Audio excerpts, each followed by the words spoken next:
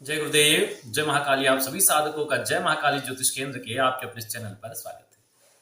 माँ महाकाली के तीन स्वरूप हैं, एक माँ महाकाली, एक माँ भद्रकाली और एक शमशान काली। लोग अक्सर कंफ्यूज होते हैं कि उन्हें साधना कौन सी करनी है। बहुत से लोगों को आपने देखा होगा कि महाकाली संबंधित साधनाएं बिना जानकारी के महाकाली की मूर्ति घर में स्थापित कर देते हैं और पूजन करते हैं, उनके जीवन में अनेक संकट आ जाते हैं। कई बार देखने में आया है कि केवल फोटो मात्र स्थापित करने से संकट आ जाते हैं। वास्तविकता में वो महाकाली की जगह शमशान काली की फोटो स्थापित कर देते हैं या महाकाली की भी फोटो स्थापित करते हैं तो उसका विधान उनको पता नहीं होता, क्योंकि गृहस्थ लोगों को केवल भद्रकाली देवी की फोटो ही स्थापित करनी चाहिए घर के अंदर। और महाकाली भद्रकाली की फोटो में ज्यादा फर्क नहीं आता है, कुछ चीजों का फर्क है। ठीक है, तो भद्रकाली फोटो को गृहस्थ स्थापित कर सकते हैं, उनकी सेवा पूजा कर सकते हैं। जो भी महाकाली साधना पूजा करना चाहते हैं उन गृहस्थों को घर में भद्रकाली फोटो स्थापित करनी चाहिए, जो वास्तव में बहुत ज्यादा इच्छुक है करने के। ठीक है, इसके अलावा जो लोग अघोर तरीके से करते हैं साधना, वे लोग शमशान काली की पूजा साधना करते हैं उग्र प्रयोगों के लिए। और सामान्य तौर पर लोग जो गृहस्थ नहीं है वो अक्सर महाकाली पूजन करते हैं, और गृहस्थ भी अगर महाकाली पूजन कर रहे हैं तो वो यंत्र के माध्यम से केवल प्रयोग करते हैं। घर में मूर्ति स्थापित करना महाकाली की वो ठीक नहीं है, क्योंकि जो तो अभी तक हमने देखा है लगभग सभी लोगों को परेशानी हुई ही है, जिन लोगों में भी घर में मूर्ति स्थापना की है। तो महाकाली की मूर्ति स्थापना आप प्राण प्रतिष्ठित करके कर देंगे तो दिक्कत है। हाँ, छोटी सी मूर्ति है आपके पास तो कोई दिक्कत नहीं है पूजा में। अब बहुत से लोग बड़ी मूर्ति स्थापित कर देते हैं और उसका पूजा विधान हो नहीं पाता है, वो बड़ी दिक्कत है। क्योंकि महाकाली जहां भी रहेंगी उनकी शक्तियां जो है दाकिनी राकिनी शाकिनी काकिनी वो रहेगी। एक कभी का केस आया था कुछ दिन पहले का ही, उनके घर में बड़ी समस्याएं चल रही थी। उन्होंने कहा कि हम माता महाकाली की पूजा करते हैं। हमने बोला कुछ स्थापित किया है फोटो मूर्ति? उन्होंने कहा हाँ, फोटो जब से किया है तब से बहुत सारी घटनाएं घर में हुई है और बहुत नुकसान हो गया है। करीब 15 लाख का नुकसान हमारा हो गया उसी के बाद, उसके पहले नहीं हुआ था बोले। तो हमने बोला कि देखो आपको पूजा विधान पता नहीं है।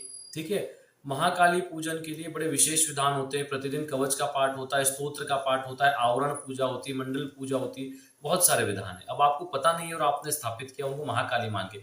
इसी फोटो को अगर आप भद्रकाली स्वरूप में स्थापित करते तो विषय अलग था। ठीक है, लेकिन पूजा और विधान उसमें भी लगते। तो उस चीज को फिर जो भी उचित राय थी उनको उसको विसर्जित करके उस जगह पर महालक्ष्मी फोटो स्थापित करने की वो हमने बता दिया, क्योंकि उनके बस में नहीं था इतना सब कुछ कर पाना। तो लोग अक्सर परेशान होते हैं इन्हीं चीजों की वजह से कि आखिर उनके साथ ये घटनाएं क्यों हो रही है। बहुत से लोगों को बहुत बहुत लगाव है माता महाकाली से, हमें भी है। लेकिन बड़ी मूर्ति घर में स्थापित नहीं की जाती।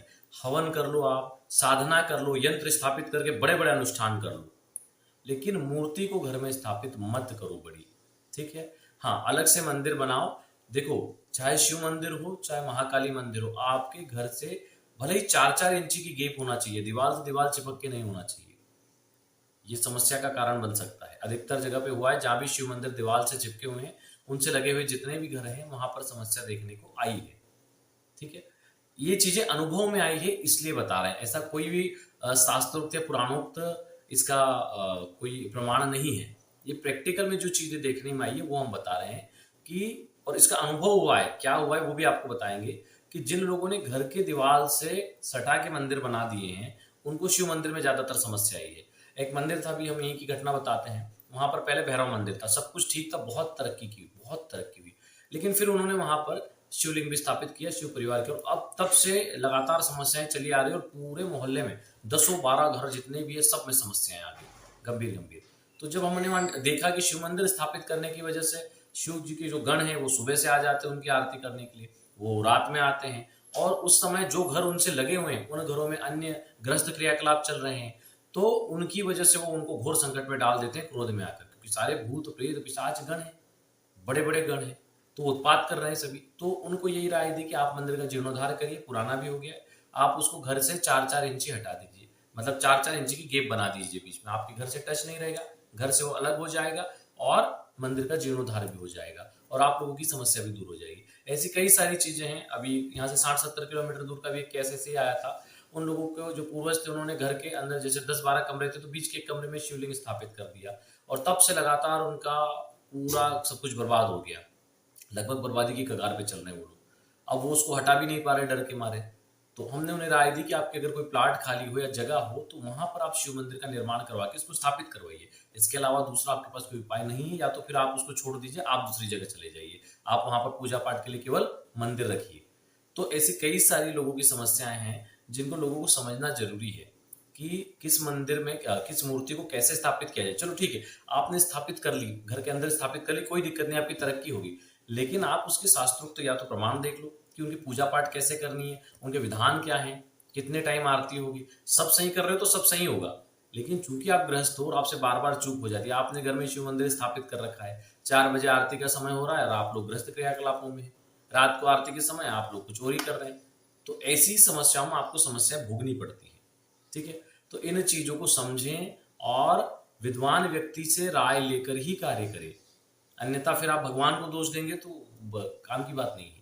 ठीक है, चलिए, शमशान काली, भद्रकाली और महाकाली में से साधना आप कोई भी कर सकते हैं, यंत्र के माध्यम से कर सकते हैं, मूर्ति के माध्यम से ना करें, ये हमारा निवेदन है, बाकी आप लोग जाने।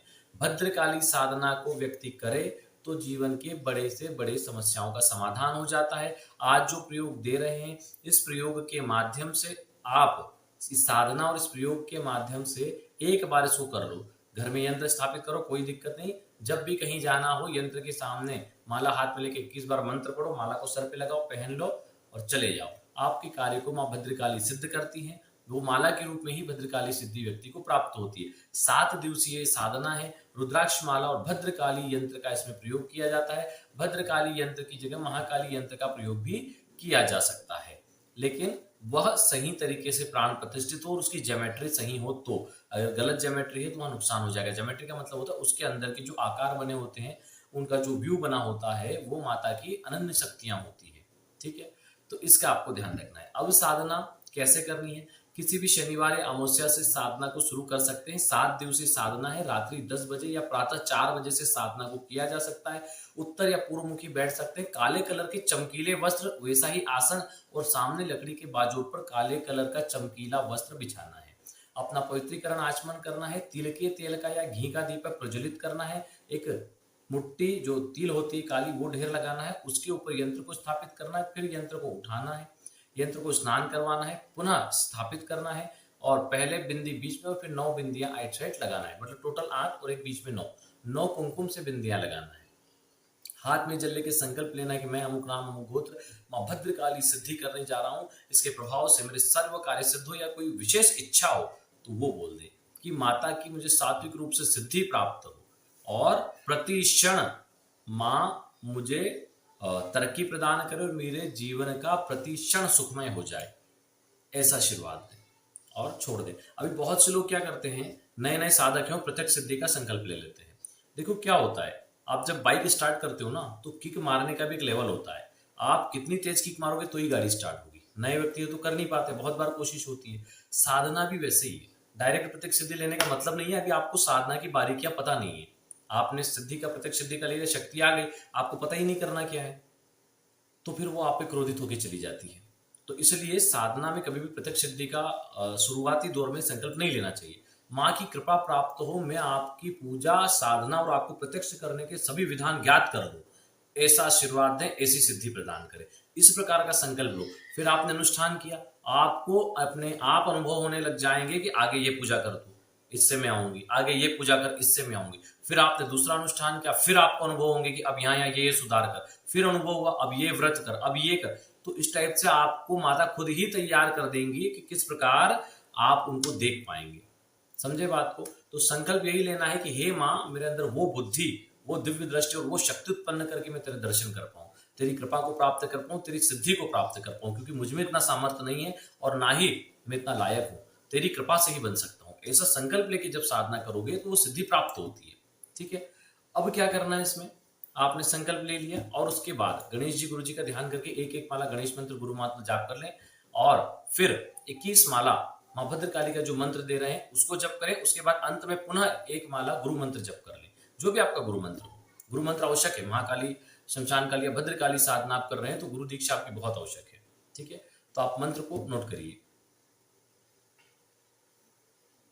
ओम भम भद्राय महाकाली नमः आगच्छ भम ओम।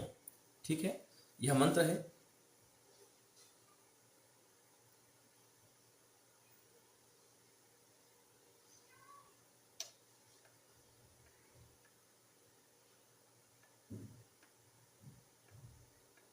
मंत्र को नोट कर लीजिए। देखिए, इसमें प्रतिदिन खीर का भोग लगेगा और खीर आपको स्वयं ग्रहण करनी, किसी और को नहीं देनी। जब 7 दिन की साधना कंप्लीट हो जाए तो आप कन्या भोजन करवा दें। सामर्थ्य के अनुसार 1, 3, 5, 7, 11 जितनी भी कन्या भोजन करवा सकते हो उतना खीर पूरी का करवा दें। उनके पैर छू लें, उनको उचित दक्षिणा भेंट में जो भी दे सकते हैं अपनी ओर से अवश्य दें, ताकि वो प्रसन्न होकर आशीर्वाद दें आपको। और उसके बाद में आप इस साधना में प्रयोग कर सकते हैं। चाहे तो जिस प्रकार से हमने बताया, लगातार अनुष्ठान करके माता की कृपा और प्रत्यक्ष दर्शन के लिए प्रयास करें। अन्यथा जब भी आपको जरूरत पड़े यंत्र का डेली पूजन कर दिया करें। और जब कहीं जाना हो तो माला पूजन स्थान में रखें। माला कभी प्राण प्रतिष्ठित माला जमीन पे नहीं रखना है, ध्यान रखो। गौमुखी में रख के ही जाप करो और उसको भी प्लेट में रखो पूजा स्थान में।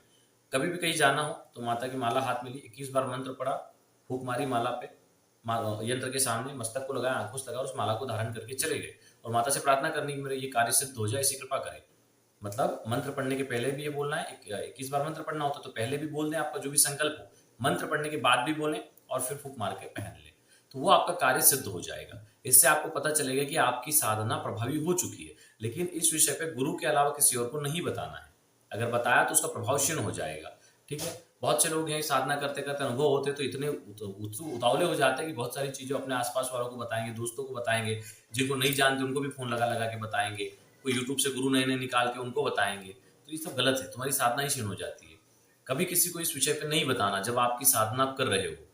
तो जब साधना आपकी कंप्लीट हो जाती है तो अपने आप शक्ति बताती है क्या करना है, आपको कुछ करने की आवश्यकता नहीं है, वो आपको लक्ष्य देंगी। फिर आपके जीवन का लक्ष्य वो तय करेंगे कि आपको करना क्या है। आज आप जो सोच रहे हो उसके बाद आप पूरे बदल जाओगे, आपका लक्ष्य बदल जाएगा। चलिए, आज के लिए इतना ही, लेकिन एक प्रमुख विषय आप लोगों को बता दें। साल 2022 में बहुत तेज गर्मी पड़ी थी, 200 साल की सबसे तेज गर्मी थी। साल 2023 में 2000 साल की सबसे तेज गर्मी थी और 2024 की इस गर्मी में रिकॉर्ड हिट कर दिया है। विश्व पर्यावरण संगठन ने स्पष्ट बोल दिया है कि अगले 2 साल में अगर पर्यावरण को नहीं संभाला गया तो इसको फिर नहीं संभाला जा सकता कभी भी। और एक अनुमान के मुताबिक जो हिट वेव अभी चल रही है 2050 तक, ये हिट वेव लगभग 200 दिन तक रहेगी प्रति वर्ष। तो क्या फसलें पकेगी, क्या जीवन चलेगा, क्या नौकरी करोगे, क्या करोगे, कुछ हो नहीं सकता। सभी लोग पर्यावरण पे ध्यान दो। कम से कम जीवन में 5 पेड़ प्रति वर्ष लगाना शुरू करो, आज से ही शुरू करो। एक पीपल का, एक बरगद का, एक नीम का, एक फल का और एक फूल का गमले में लगाओ। जब 5 फीट के हो जाए तो मंदिर में रोपित करो या किसी खेत में रोपित करो या किसी भी जगह रोपित करो जहाँ पे वो बड़े हो। ऐसा नहीं रोपित करके छोड़ दिया, उनको हर हफ्ते जाओ पानी देने, क्योंकि 5 फीट के हो जाएंगे तो 1 हफ्ते में भी पानी दोगे तो चलेगा। उनको पानी देने जाओ, घर पे नए 5 पौधे लगाओ। इससे होगा क्या, तुम्हारे पितरों को शांति मिलेगी, पर्यावरण सुधरेगा। आपके द्वारा फूल का लगाया पौधा जो भी फूल तोड़ के ले जाएगा भगवान को चढ़ाएगा, उसका पुण्य प्राप्त होगा। आपके द्वारा फल का लगाया पौधा जो भी ग्रहण करेगा उसका पुण्य प्राप्त होगा। और आपके द्वारा लगाए गए यह 3 वृक्ष, पीपल, नीम और बरगद, जो भी इनकी छाव में बैठेगा उससे आपके पाप नष्ट होंगे, आप पर पुण्य की वर्षा होगी। और इन्हीं वृक्षों की दी हुई ऑक्सीजन प्राण वायु जितने लोग ग्रहण करेंगे उतने जन्मों के आपके पाप नष्ट होते जाएंगे। तो आज से ही ये काम करो, रविवार को छोड़कर किसी भी दिन इन 5 वृक्षों को घर में ले आओ, इनको गमलों में लगाओ। कोई कुछ भी बोलता है कि नहीं लगाना, सब झूठ है, कुछ नहीं है। गमलों में लगाओ, उनकी सेवा करो और पर्यावरण अपने और अपने बच्चों के भविष्य को सुधारो। लगातार 3 वर्षों की इस गर्मी ने, सदगुरुदेव की भविष्यवाणी ने, भविष्य मालिका ग्रंथ की भविष्यवाणी ने और अभी पूरी के शंकराचार्य महाभाग की भविष्यवाणी ने कि भविष्य में घनघोर मुसीबतें इंतजार कर रही है दुनिया का सफाया करने के लिए। तो ये भविष्यवाणियों को समझो कि क्या होने वाला है, प्रकृति पे क्या आपदा आने वाली है। तो कि हम सबके भी कर्तव्य बनते हैं कि हम इसको अपने स्तर पर संभालें। 5 पौधे तो लगा ही सकते हैं ना, इसी वर्ष से शुरुआत करो, क्योंकि हमें सिर्फ गर्मी में याद आता है, उसके बाद भूल जाते हैं। अभी हमारे पूरे भारतवर्ष की यात्रा चल रही है, अभी महाराष्ट्र की हुई है, अभी बाकी है महाराष्ट्र, अभी गुजरात जाएंगे जुलाई में। इसके लिए ज्यादा से ज्यादा लोगों को जोड़ेंगे, दीक्षा देंगे, जिनको भी दीक्षा चाहिए देंगे। शर्त यही है कि 5 पौधे प्रतिवर्ष वो लोग लगाएंगे, उनका पूरा मार्गदर्शन करेंगे, उनकी जीवन की समस्याओं को सुलझाने के लिए उनके सारे रास्ते उन्हें बताएंगे। लेकिन दीक्षित वही होगा जो वृक्ष पे ध्यान देगा, जो वृक्षारोपण पे ध्यान देगा, ताकि उनके पाप कटे, पुण्य में वृद्धि हो और पर्यावरण और भविष्य सुधरे, प्रकृति का संतुलन बन जाए। जो भी लोग हमारे इस अभियान में हमसे गुजरात में भी जुड़ना चाहते हैं वो लोग जुड़े। हम जुलाई में 20 के बाद गुजरात यात्रा है हमारी, करीब 15 दिन की यात्रा रहेगी। उसके बाद फिर महाराष्ट्र, फिर उत्तर प्रदेश, बिहार, छत्तीसगढ़, अलग अलग प्रदेशों में चलेगी। तो पर्यावरण को बचाने के लिए आज से ही प्रयास शुरू करो और पौधे लगाओ। जो लोग भी दीक्षा भी लेना चाहते हैं, ऐसा नहीं कि दीक्षा जब होगी तब लगाएंगे, आज से ही लगा दो। हमें खुशी होगी जब दीक्षा के समय ये बोलोगे कि हमने 5 पौधे पहले ही लगा दिए। चलिए आज के लिए इतना ही। जय गुरुदेव, जय महाकाली।